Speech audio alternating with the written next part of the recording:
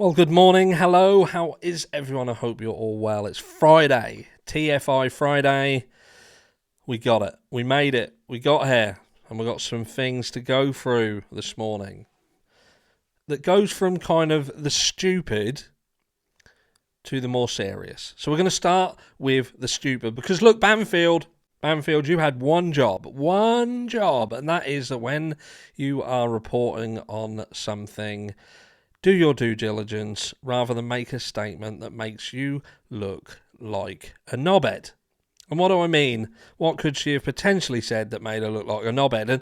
And I'll bring your attention to a video that was released that shows the search of Bryan Kohberger's room. And I say room because room is exactly what it was. He was renting a room within a larger complex, and Banfield thought that it was very, very telling that there was a door locked. There was a door locked. And I'll tell you why that door was locked. Should I? Do you want me to? I know you do. It's because he didn't have fucking access to it, because he was renting a room. And there will be rooms within that complex that he just doesn't have access to. He's not allowed in there. Case closed. Solved.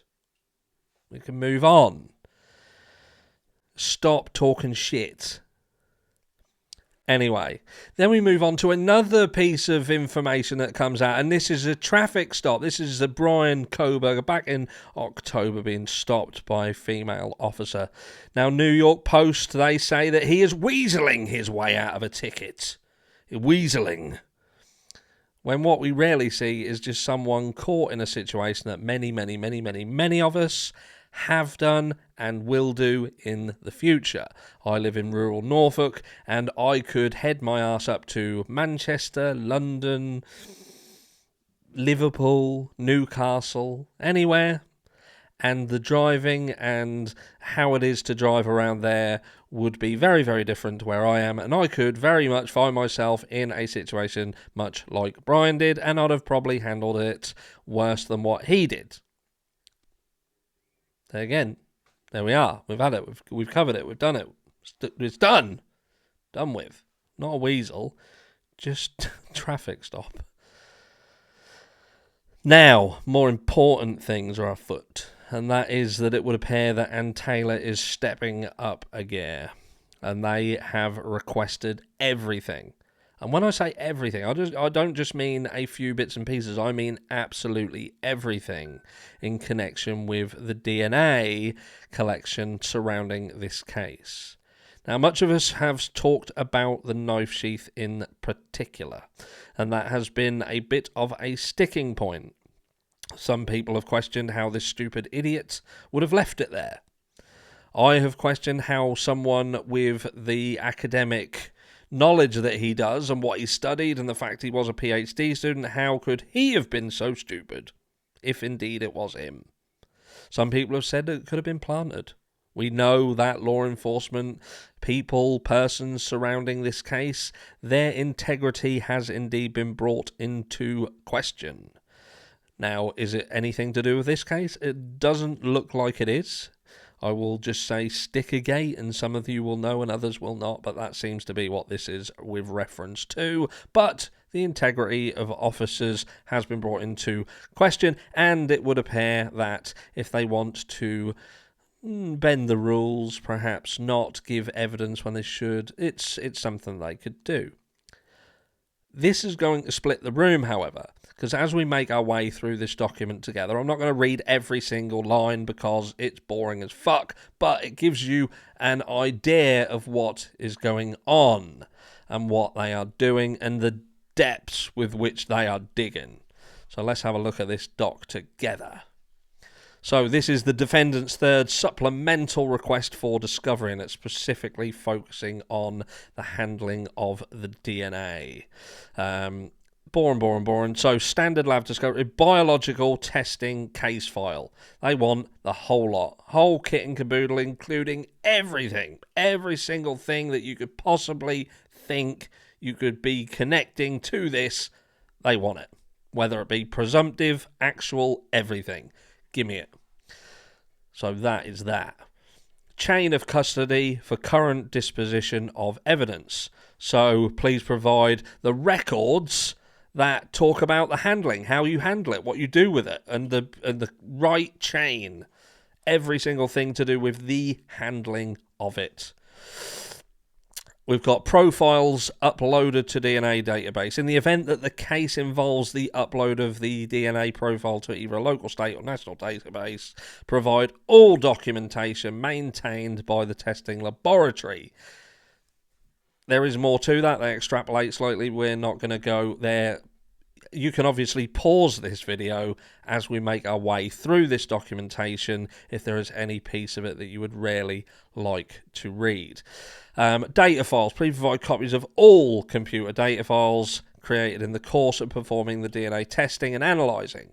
I've shortened that again. It's pretty much every file they've got on it.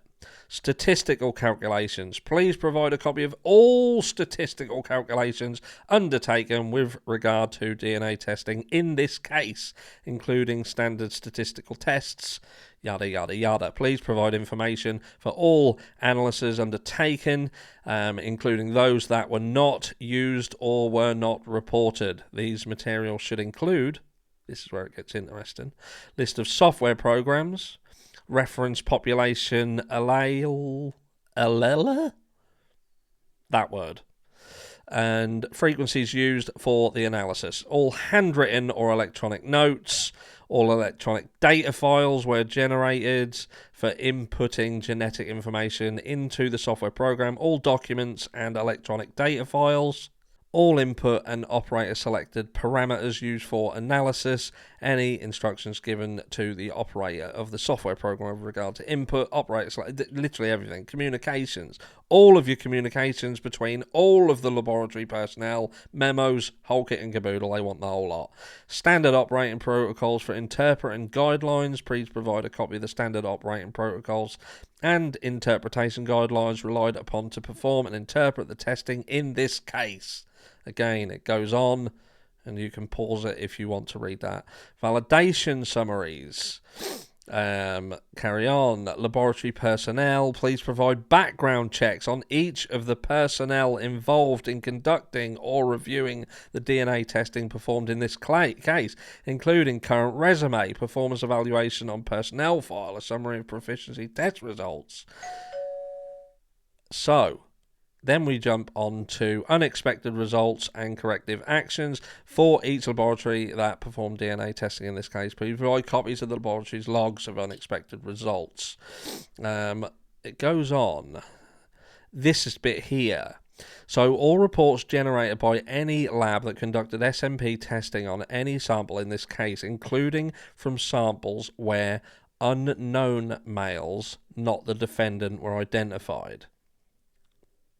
Copies of all communications between laboratory personnel and or other person or organisation with regard to the instant case, including letters, memos, emails, internet posts, press releases, and records of other communications, including communications with regard to any DNA profile uploaded to any public or private DNA database. And it does go on again. So this is looking at if there was any other DNA. Did they find anything else there? And the name and address of all persons found to have sufficient sharing centimorgrams with the subject profile to be identified as a match in the report created in this case. So as you can see, they are going guns blazing, mate. Going guns blazing. And that to me is referencing this sheath. This is what we've got. This is the room splitter, right? This is the room splitter. Because what we have here is a situation where we've got a crime that's been committed and we've got a guy who currently resides incarcerated until he goes to his preliminary hearing. The preliminary hearing will look at everything that's presented and make a decision on whether that can go forward to trial. And he will face a trial that could cost him his life. Let that sink in. goes to trial. This could cost him his life. Now, some people turn around who have already convicted him based on what has been released, which if you have, I damn well hope that you are not part of a jury at any point in your life. Because if you have already got him hooked, line and sinker on the little bit of information that you have out there, I'm telling you now that you are not fit to be on a jury. Simple as that. That is a fact. Anyway, I digress. So look, this guy could have done this crime. He could have. I'm not ignorant enough to say, look, I'm just a supporter of Bryan. I don't think he did it. I'm sticking to it. That's not what I'm saying. I would struggle to think that he has got no connection to 1122 King Road. Of course I would. I feel that there is something that links him to this property. But I'm not convinced that it's the crime itself. The actual action of taking their lives. At the moment, I've not seen enough to say that he did it beyond reasonable doubt. I just haven't. Now, does that exist? Does that evidence exist? It could do. And again, I'm not arrogant or ignorant enough to believe that that's not possible. But what I'm saying with what I've seen and what I've heard and what appears to be happening, again, without sounding like a broken record, this potential exculpatory evidence held by Bethany Funk. That is an important piece of information. Now, could it be a fishing exercise? Could it be a fishing expedition? Could they just be trying to play the game? Yes, they could. They could. They could be just trying to muddy the waters. It's possible. But they've raised it, and everyone's now waiting for it. And that will have to be addressed. And if that falls flat on its face, that will look bad. It will go the other way. It will shoot them in the foot. So I'm guessing there's some information there. And I feel that there's a potential that this information could directly contradict or conflict with what was used in the original Alfred David that Dylan Mortensen provided. Now, if they contradict one another, there is an issue. But anyway, I'll bring you back to the sheath and the point at hand because I digress again. Bryan Kohberger could be innocent still. He still could be innocent. He could be innocent of the crime itself. It doesn't mean that he wasn't involved somehow in the background. It doesn't mean that he wasn't at the property. It doesn't mean that he was not somehow connected to this crime. Some people have alluded to the fact that who else was in this area at the time. Now, we have several different situations happening right now. UC Davis, there has recently been an attack and, can I say, very similar situation over there. Coincidence? Who knows? But I spoke in a video weeks and weeks ago about how UC Davis were in this area in the hours leading up to this crime. That was what they were doing. UC Davis were there, right there. And when you look into the history of this place, it doesn't paint a pretty picture. Looks dodgy. Now, was there anyone involved? Who knows? And it could just be coincidental. But who knows? We also have a situation where Brent Kohberger, God rest his soul, he was taken out by SWAT very swiftly, very quickly. And why? Because apparently he was going to kill his roommates. But his roommates weren't in the fucking room. They'd already left at the point with which he was taken out by SWAT. They'd already gone. They'd escaped. A guy with military training, suffering from PTSD, complex PTSD, is going to kill his roommates, apparently, and SWAT take him out because they deem him a threat. But at the point with which he is taken out, he is the only person in that room. He does have a weapon. He is obviously going through something. But to me, I weren't there, so it's easy for me to say it could have been a different way.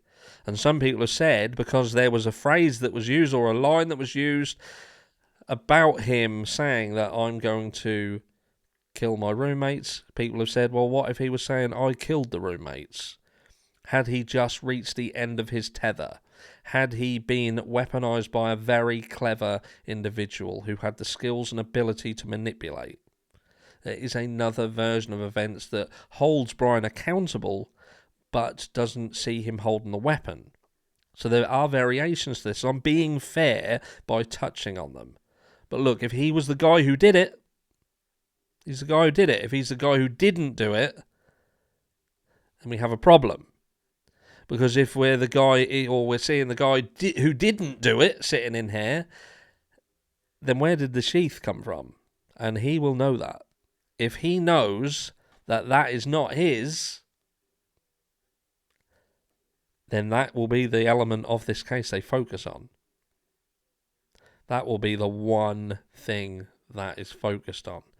Now, could it have been that he has asked whoever it was to do this crime, back to the aforementioned situation, was it indeed planted? And was it planted for this exact reason? Was that white Claire and had nothing on it? And he knew that. And he knew that that would be utilised to frame him. And they fell for a trap. A rabbit hole, again, a rabbit hole, a rabbit hole, a rabbit hole. It could just simply be that he didn't put it there, full stop. But they're going for the DNA, and they're going hard. Let me know what you think. It's been a longer video than usual on this Friday. I know you've got shit to do. Go and do it. Have a fantastic weekend. And I'll catch you all in the next one.